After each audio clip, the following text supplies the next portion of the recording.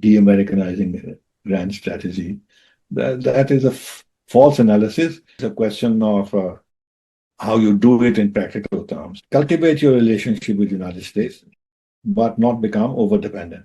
Does it make any sense for India not to seek advantage of whatever it can derive as benefits from a relationship with a power like the United States of America? I think we should be very clear-headed about China. Very clear-headed. They are not our friends. They are our long-term adversaries.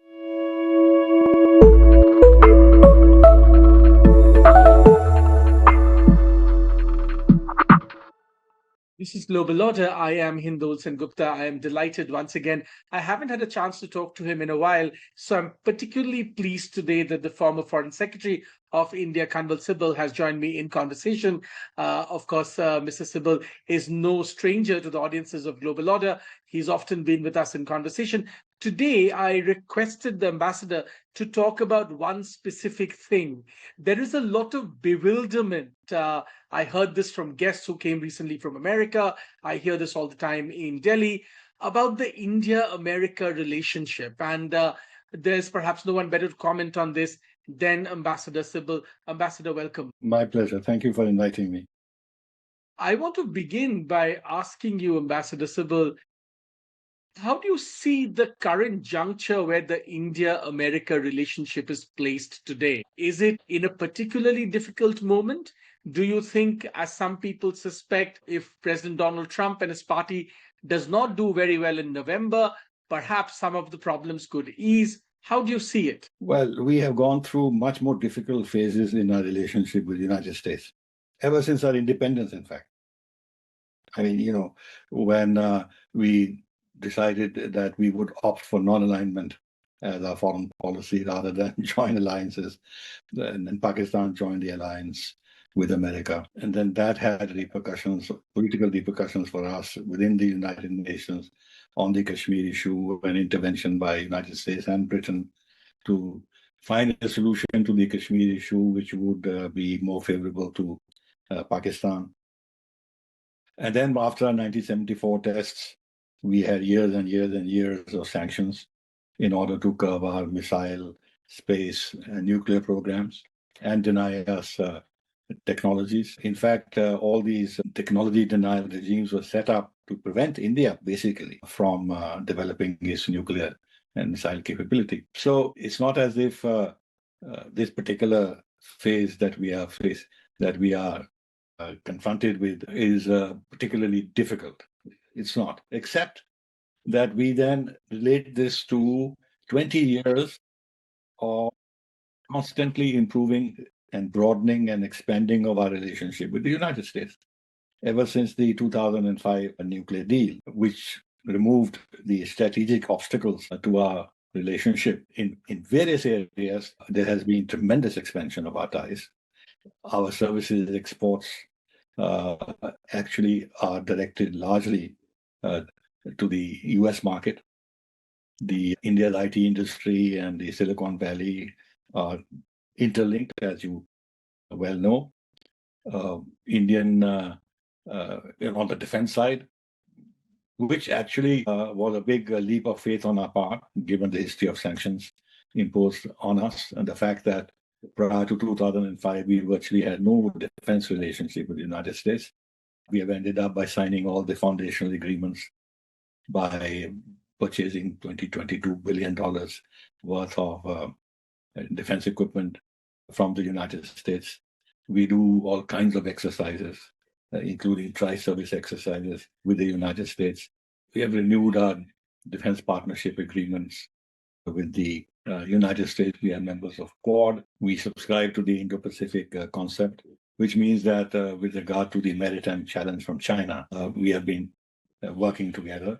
Then on critical raw materials, critical technologies, and stuff like that, there has been a lot of interaction and progress during the Biden administration. Now, in that background, what Trump has done is to unravel all this and deliver body blows to our relationship in each one of these areas virtually.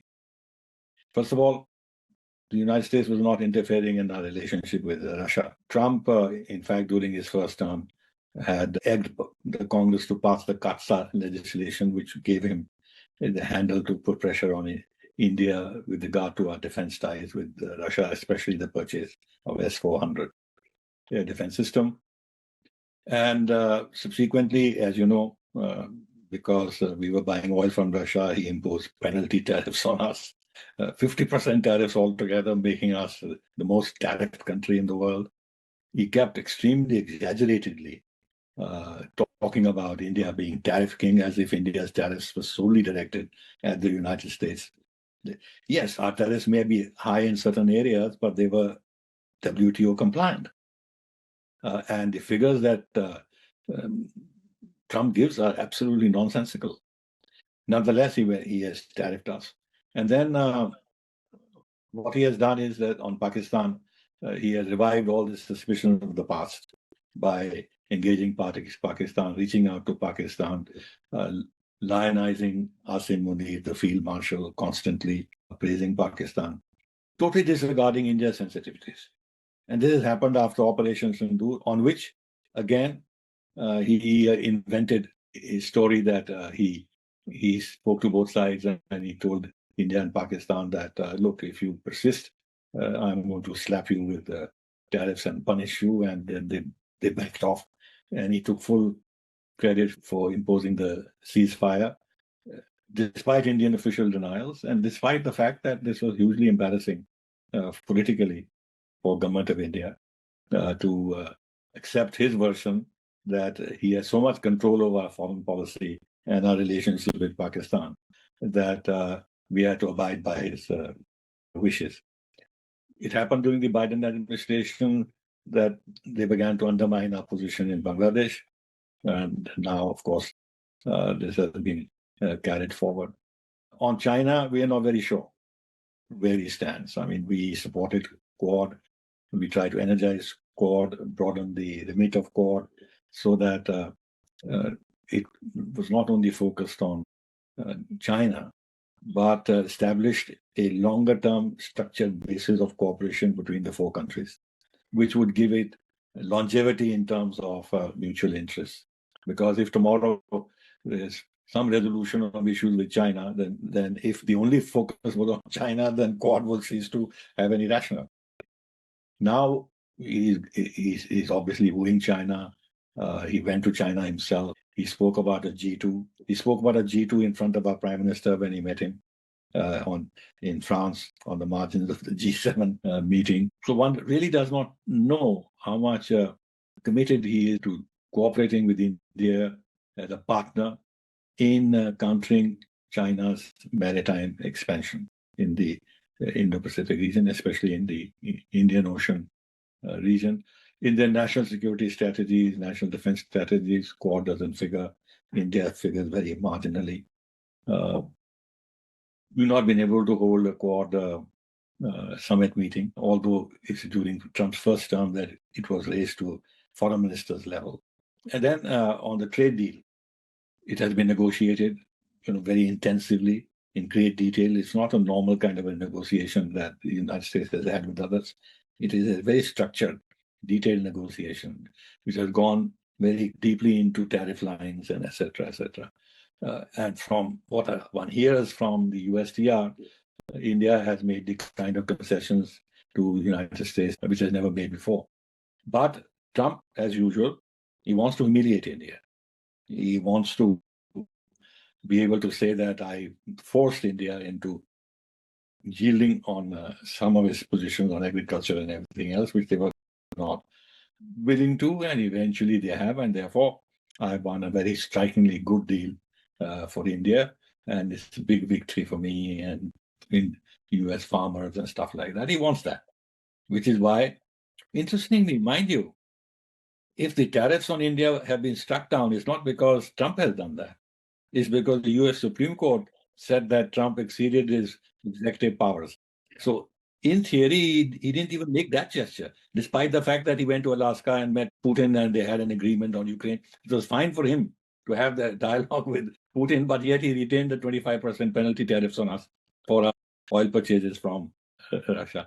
So it's a long answer to your question I about want to the ask state you, of India-US relationship, which is today not in good shape, entirely because of Trump. in all the things you mentioned, how do you see for instance, the action of the name change of Indo-Pacific back to Asia-Pacific?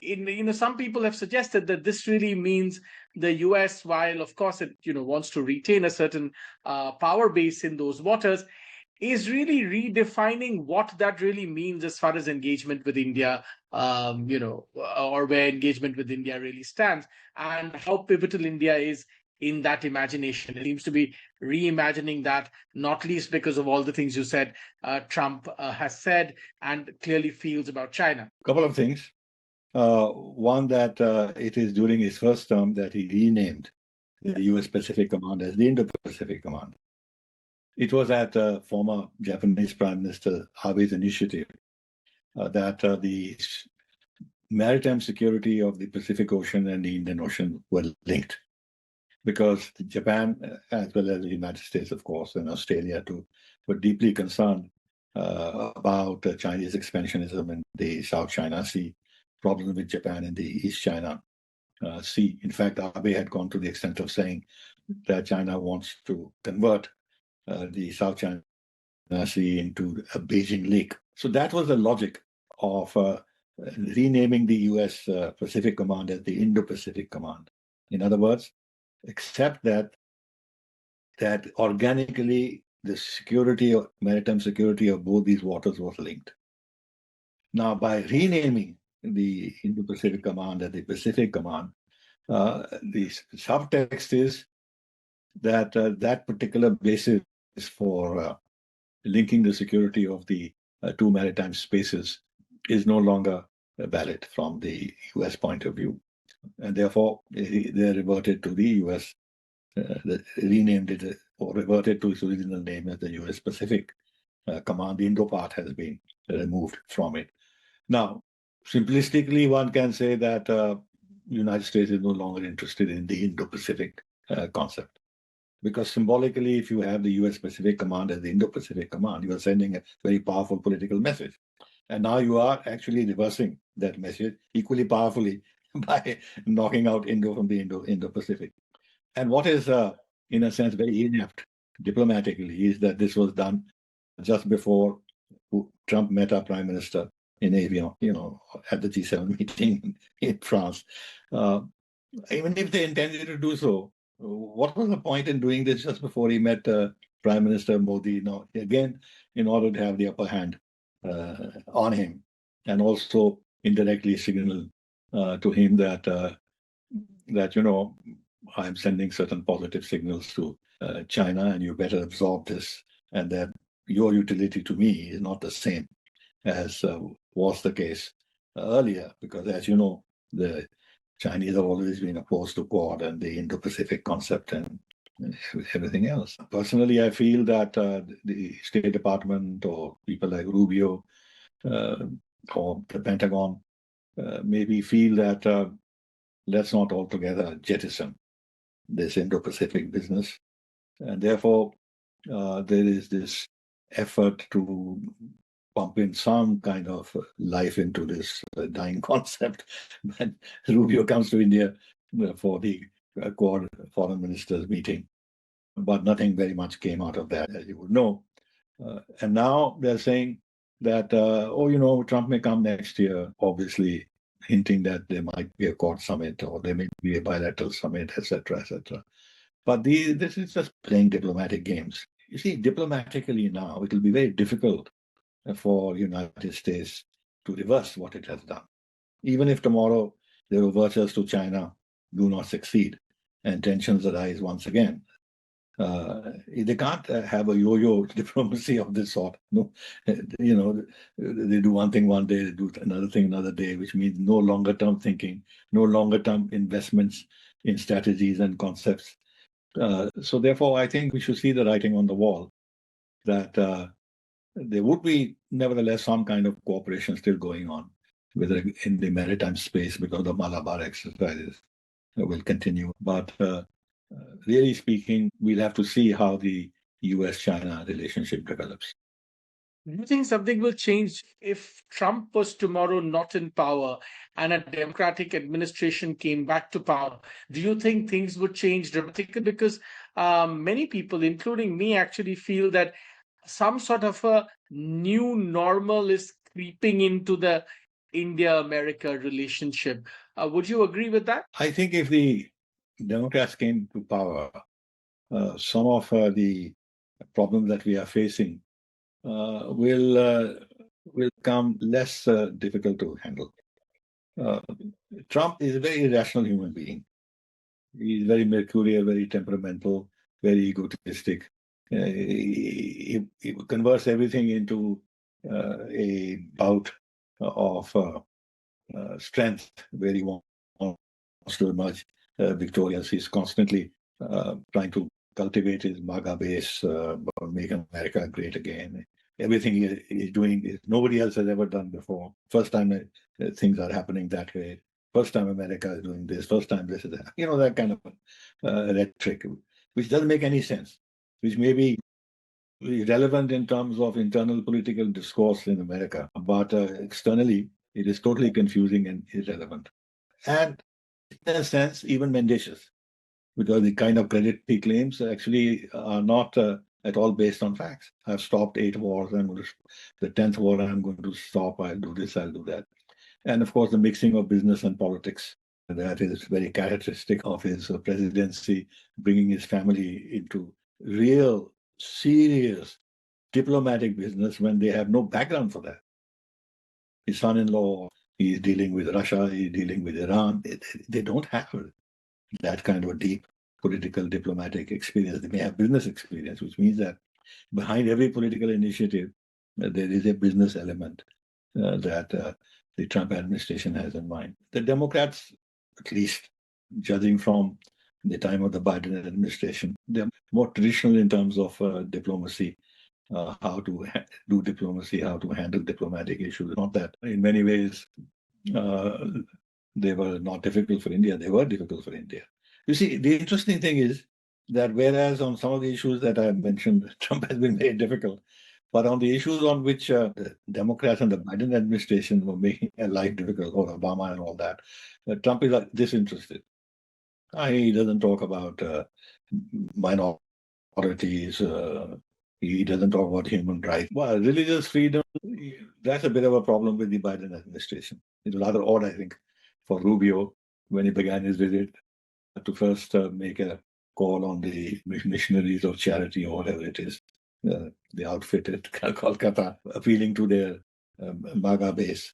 And the American ambassador had been doing the same thing. So on this religious freedom business, because of the evangelists who support Trump, there is a bit of an issue, but I don't know how much Trump has his heart in it, although he does talk about saving Christian communities and this and that, contrary to facts on the ground, where they have sacrificed Christian communities in the Middle East to Islamist terrorists. Anyway, I think there will be a kind of correction of course if the Democrats won, because they don't have to appeal to a racist, white, supremacist MAGA base. And many of the issues that are arising in the conduct of America's domestic and external policies is on account of this. I mean, if, for example, Vance trashes Europe, trashes the UK, or Trump trashes the UK, it's on what issues? Immigration and stuff like that. The Democrats, in fact, they're protective of the immigrants. They have a totally different view about minority rights. So that's where it is. I want to talk a little bit about the Pakistan angle, which you alluded to. We have seen this story before, Ambassador, this seesaw between Pakistan, this dalliance and dance between Pakistan and America. Once again, it seems to be swinging in a particular way. But a lot of people also point out, and I would like to put this to you, no matter how much Pakistan might be benefiting, at least in narrative terms, from its new dalliance with America, Pakistan itself is very weak. Its state is very weak and it's barely holding it together. Can such a Pakistan ever deliver what America really wants from it? Well, firstly, from the 1960s onward, Pakistan has been very weak. I mean, after how many times have they gone to the IMF? 30 times? I don't know, but the figure is quite quite striking. So they've always been on doles. Earlier on, the Arabs were very generous in their doles, and that sort of generosity continues. The armed forces have been monopolizing a large part of the wealth of the country, and they have their hands in business and everything else. That was a fact of life. Now, of course, they're even more, in a sense, entrenched with Field Marshal Munir and the approbation that he's getting from Trump himself. So this masks, as you quite rightly said, the inherent weaknesses of Pakistan. But what I want to say is that Pakistan was always weak. And nevertheless, it not only survived, but continued to be useful to the Americans. Now, for example, they've had all these jihadi organizations in the country, terrorism in the country, the attack on Shias, which continue in the Khyber Pakhtunkhwa, that kind of region, but there were these attacks even in Punjab itself, and also the radicalization of the general population of Pakistan over time. Its involvement in Afghanistan, sheltering the Taliban, sheltering Osama bin Laden. These are all reasons why the United States and the West could have treated Pakistan as a kind of a pariah state and dealt with it accordingly. But no, they didn't do that. In fact, going back a little bit, they helped Pakistan become a nuclear power because they played, the games with the congressional legislation and everything else on the, in fact, countenance Chinese help to Pakistan in the nuclear and missile areas with India in mind to maintain a balance in the subcontinent. I can say this with authority because I was involved in these discussions myself as Foreign Secretary, where their leitmotif was that we have to maintain a strategic balance in the subcontinent. In fact, that's the irony of it, that a weak Pakistan was being protected because against a strong India, and therefore many of its delinquencies were overlooked. Now, currently, they're in very bad shape. They are still under IMF drip.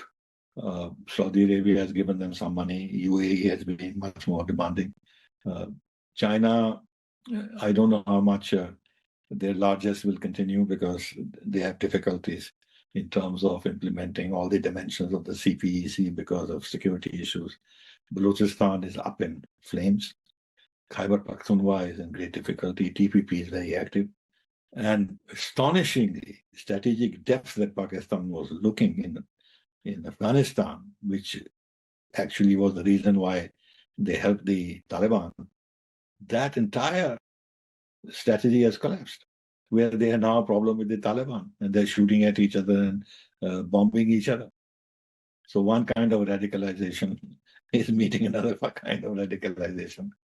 So in this situation, yes, and this is a point of some concern to us, it should be, that the United States has encouraged Pakistan's regional security role by first, I think, in a sense, encouraging this Saudi-Pakistan defense agreement. And now by boosting the image of Pakistan as a mediator, this and that, and they've got some international recognition on that account. They are now thinking of Pakistan playing some kind of a role, central role in supplementing U.S. security in this region, along with Egypt and Turkey,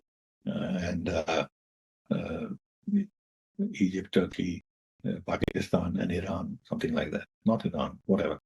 So there are these kind of permutations and combinations that are being thought of. So Pakistan has gained a lot. My concern is that two things. One is that the United States has always wanted Pakistan not to be too weak vis-a-vis India. And if Pakistan is going to play a significant, defense role, regional defense role, then Pakistan has to be strengthened.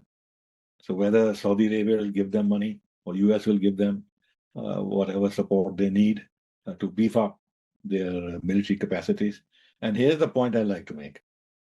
United States has been very active. Trump has been very active in trying to wean us away from Russia. In fact, saying quite openly that this legacy relationship India has with Russia, that India should give up.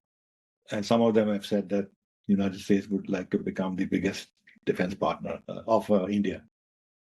But despite the fact that Pakistan is vulnerable, economically vulnerable, etc., have you heard any statement from the Americans or any effort on their part to tell Pakistan, please stop buying all these advanced weaponry from China?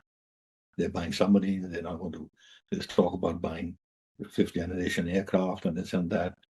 So in a country which is in such dire economic straits, they are setting aside funds for buying Chinese arms, but the West is not telling them, US is not telling them, don't do it. But they have been lecturing to us about our relationship with Russia. And the Chinese arms to Pakistan are directed against whom?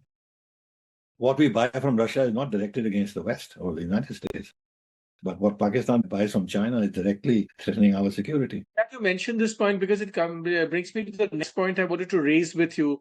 Some people, there's been this new thing. I guess some people have always said it, but the frustrations with Trump has encouraged people to say that it's high time India, in a sense, de-Americanizes its strategies. And some have even suggested that there's a thaw in the between India and China that should be explored even deeper. Now, I remain skeptical, of course, about China. I wonder how you see this. I have already written an article yesterday or day before, countering this entire talk about de-Americanizing India's grand strategy.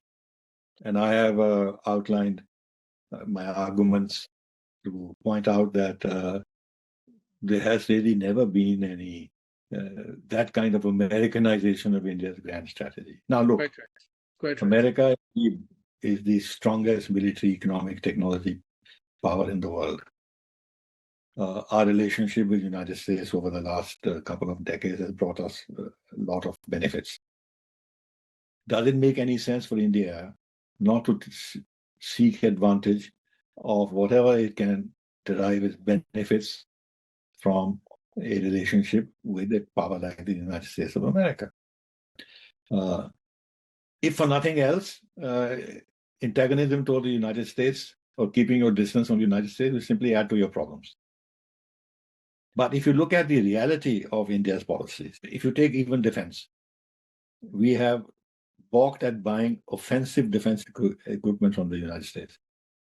We've gone and bought submarines from France, now from Germany, Rafale aircraft. We didn't buy F-18s or F-16s or stuff like that. We bought transport aircraft, but when it comes to offensive capability, we have tried to keep the Americans out of it.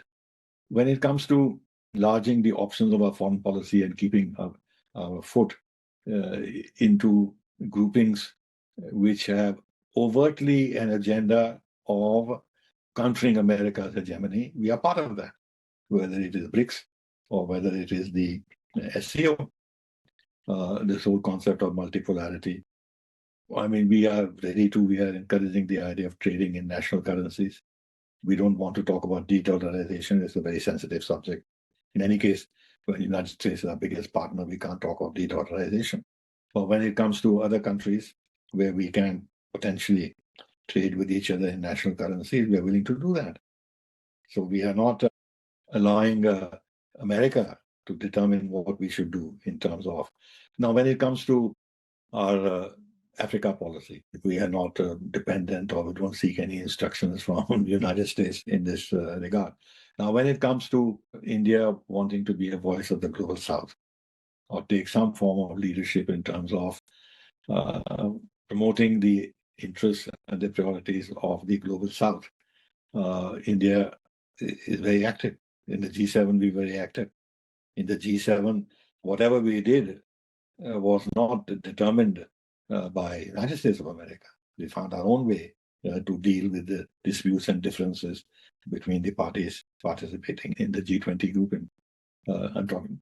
So when we take the leadership of the global South, what does it mean? It doesn't mean Americanization of our foreign policy. And then we have, despite pressures, maintained our ties with Russia.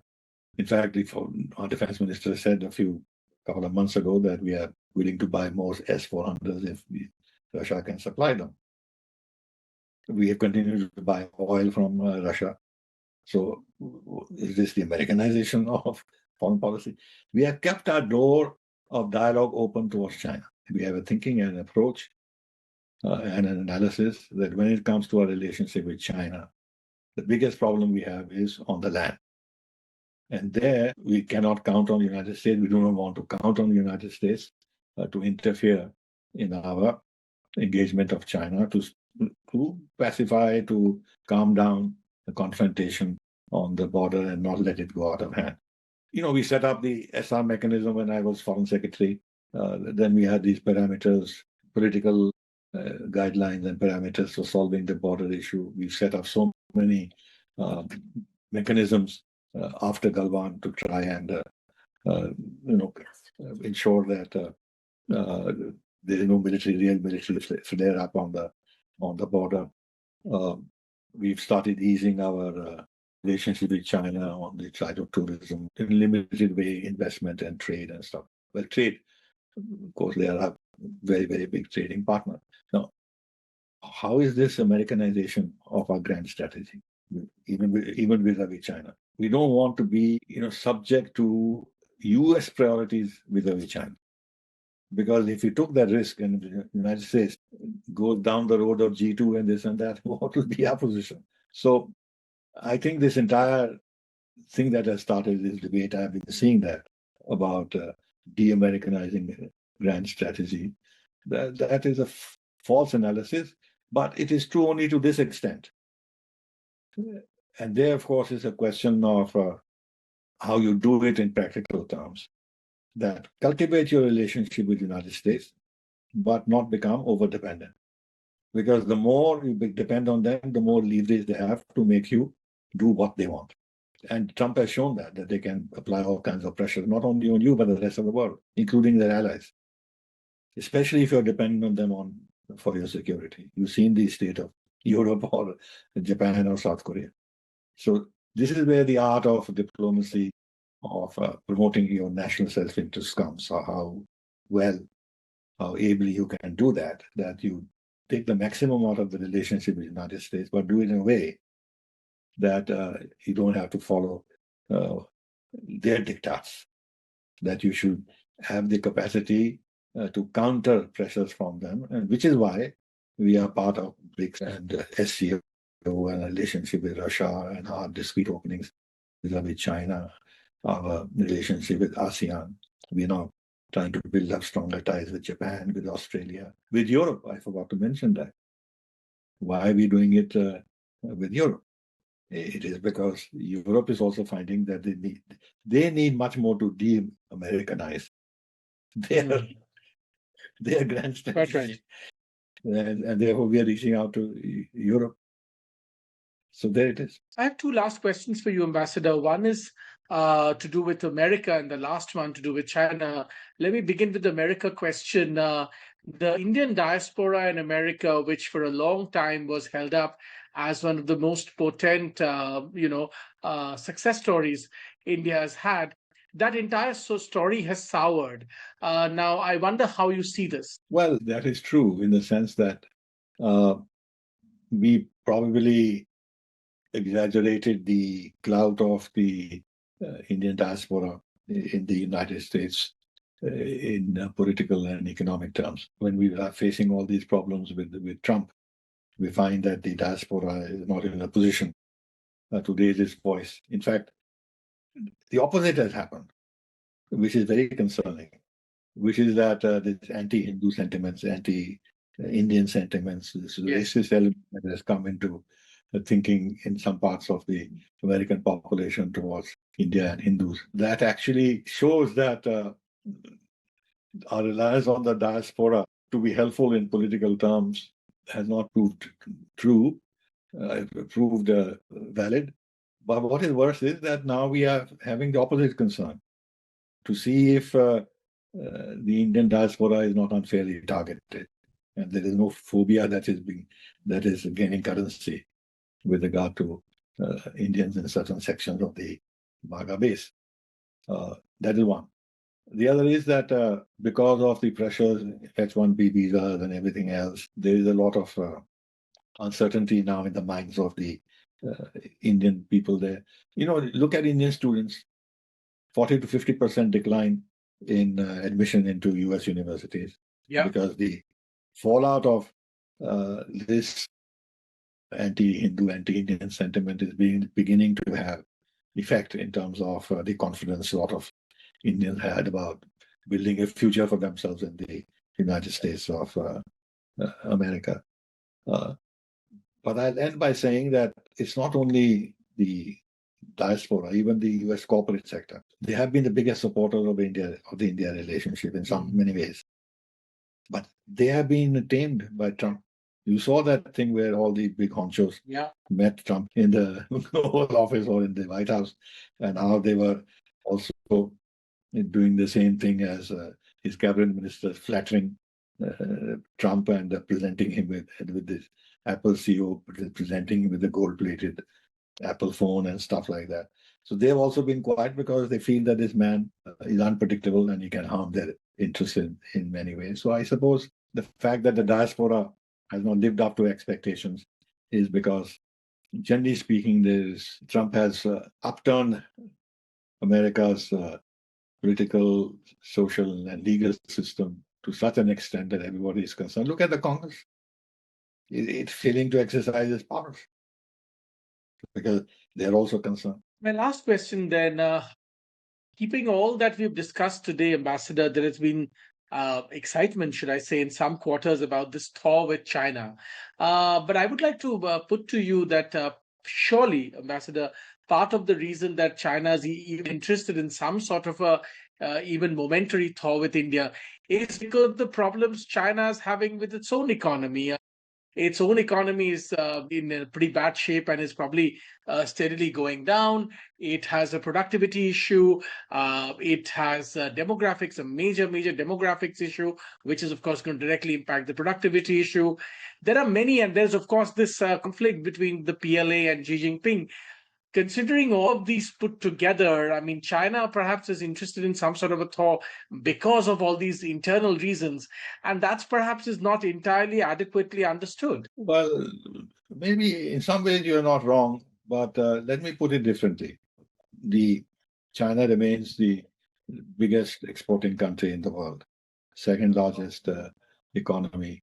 Even if its figures are inflated, the economy that size, even if it grows by the rate of 4 to 5%, look at what it means in terms of Chinese prosperity. And they had a 1.1 or 1.2 million trillion dollar surplus in trade last year. You know, America has economic issues. Europe has even more serious economic issues. Japan's economy has been stagnant for a long time. South Korea is now facing difficulties. Now, it's not as if China has difficulties, therefore we have to develop some doomsday scenarios about the economy is being in trouble. All the economies are in trouble. So one has to, I'm not an economic expert, but I would like to say that these are problems. India has problems on the economic side, but governments deal with them. And their ups and downs, that's one part. The other is when it comes to India, already the trade between India and China is about $130 billion, 100 billion surplus in favor of China. How much more can they export? It's not as if India is going to open up its market to that extent to let the deficit balloon. So it won't do it. Therefore, they know what the limits are.